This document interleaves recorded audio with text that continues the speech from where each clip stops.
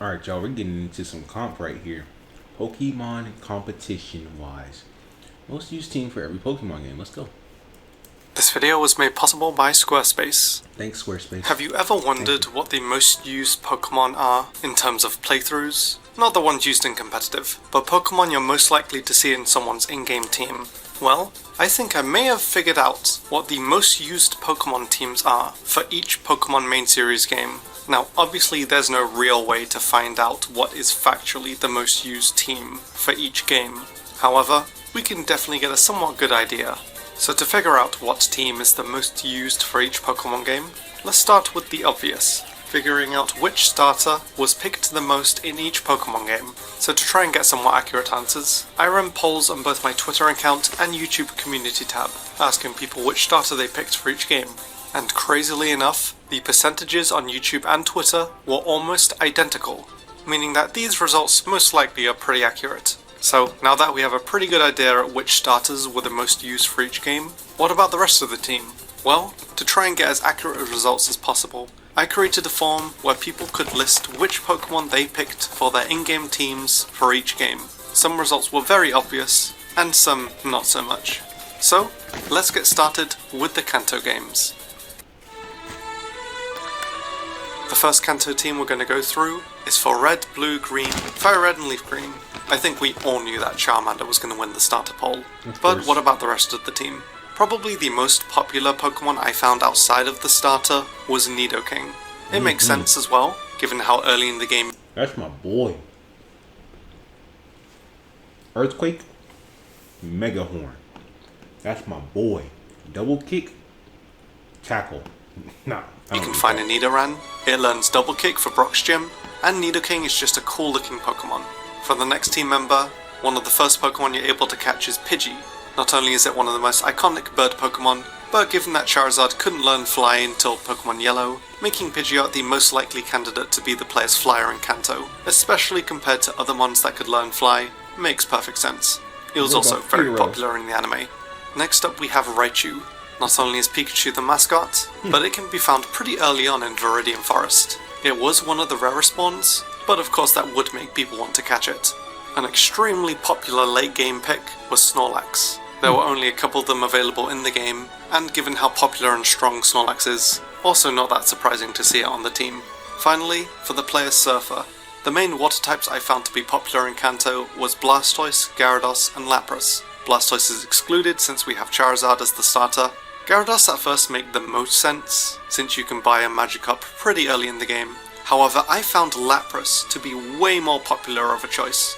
Even though you do get Lapras somewhat late in the game, it is rare, being a gift really Pokemon, and I do see people buying a Magikarp and then not wanting to waste time evolving it. So, this is my pick for the most used team for Red, Blue, Green and the remix. However, Pokemon Yellow and Let's Go Pikachu and Eevee have enough differences where the teams would be pretty different.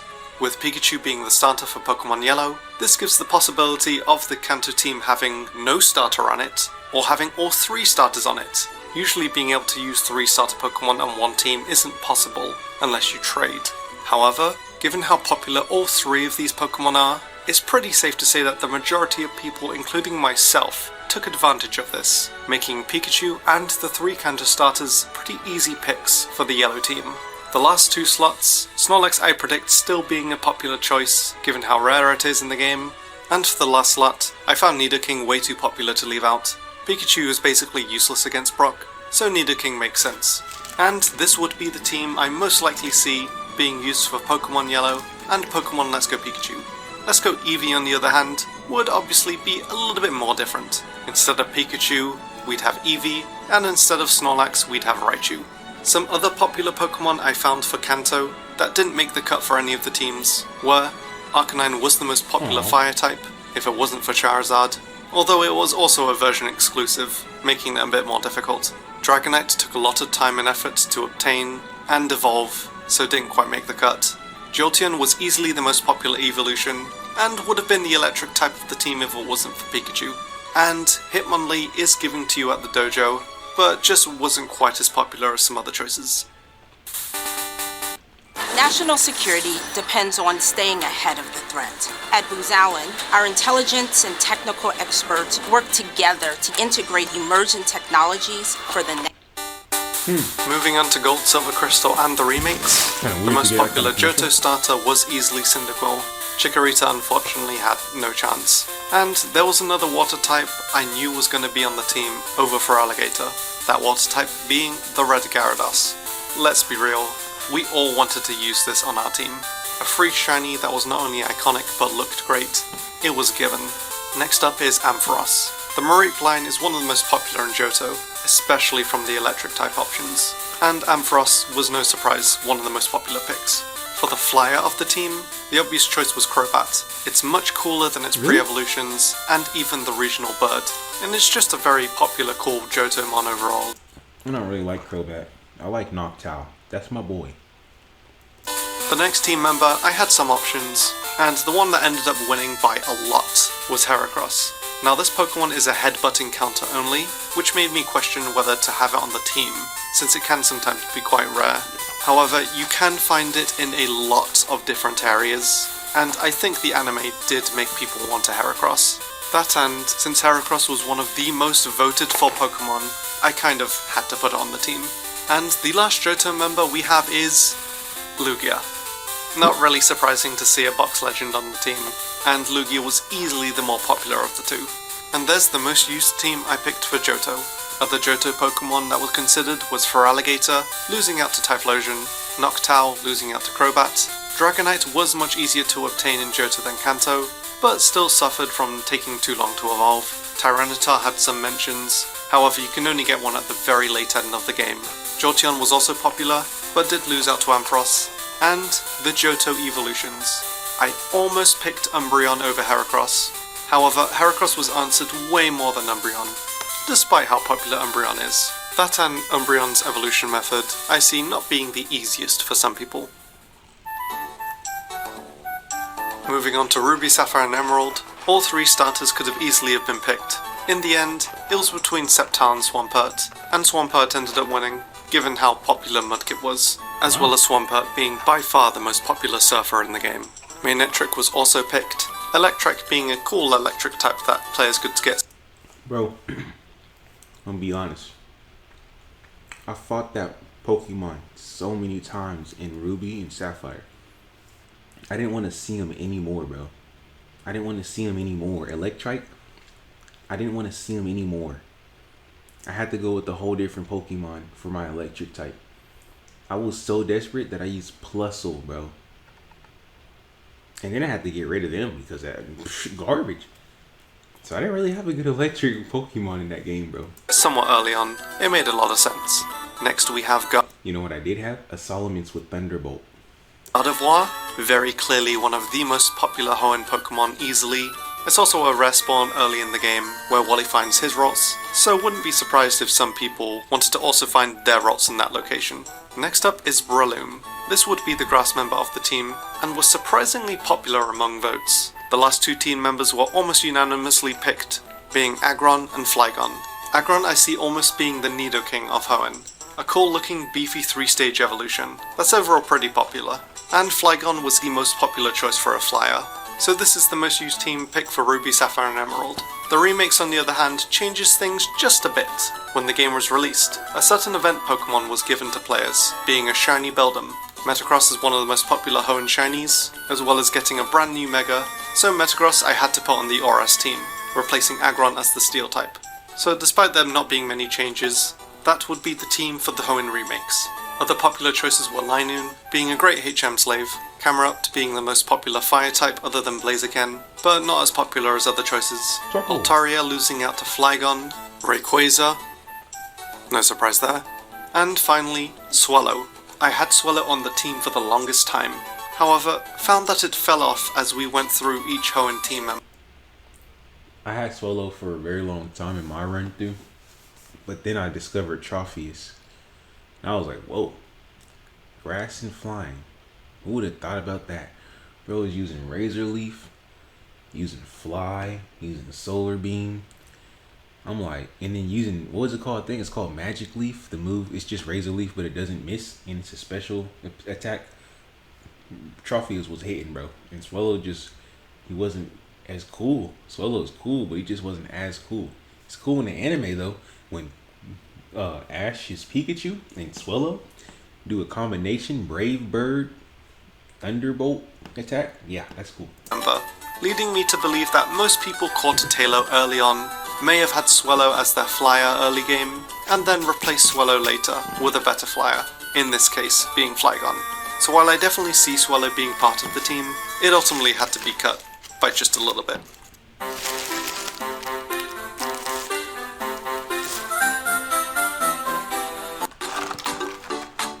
For Black and White, it's a pretty interesting case. The most popular Unova starter overall was Oshawott, so we start with Samurott. I did consider the regional bird being Unpheasant, however found it was definitely not the most popular flyer of the team.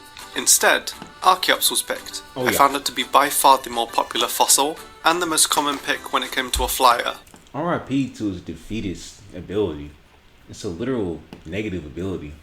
When it's under half health, or I think it's under half health, its stats go down by half. Otherwise, it's a great Pokemon, but after that, no sir. Fossils are pretty easy to get in the game, so it made sense that people picked Archeops. Additionally, Substriker was also pretty popular, being an early electric type you could find in Unova, a bit more so than the other electric type options. Next up is Krookodile. Easily one of, if not the most popular Pokemon according to my survey, and in general. I'm pretty sure it was the most voted for Unova. Two fire types that really stood out were Darmanitan and Chandelure, but in the end, Chandelure just edged out. It's a pretty unique design that's still loved by players. And for the last team member, Haxorus was definitely a popular choice. Not really surprising it ended up being on the team. So this is the team for Black and White 1. Black and White 2 definitely changes things up. Samurai. That girl doesn't have much chance of survival. Good thing there's a brave hero nearby.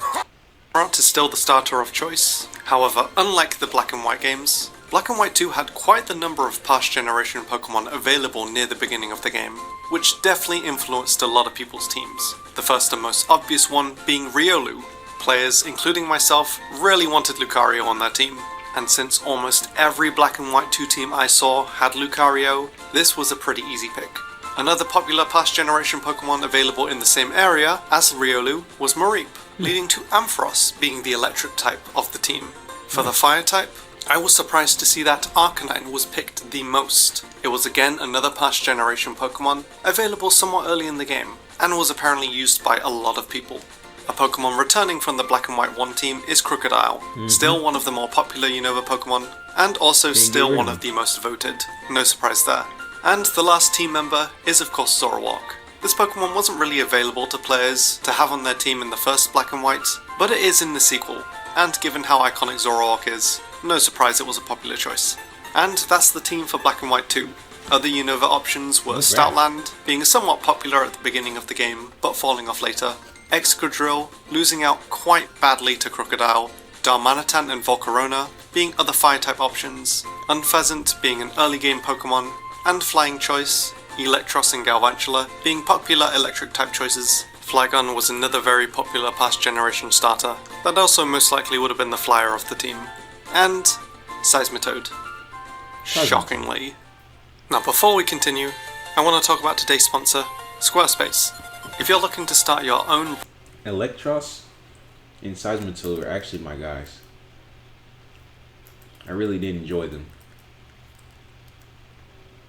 Purchase of a website or domain, thanks so much to Squarespace for sponsoring this video. For X and Y, Greninja and Charizard were overwhelmingly the most popular first and second picks. It wasn't really close, so not surprising they're the first two on the team. Next we have Lucario yet again.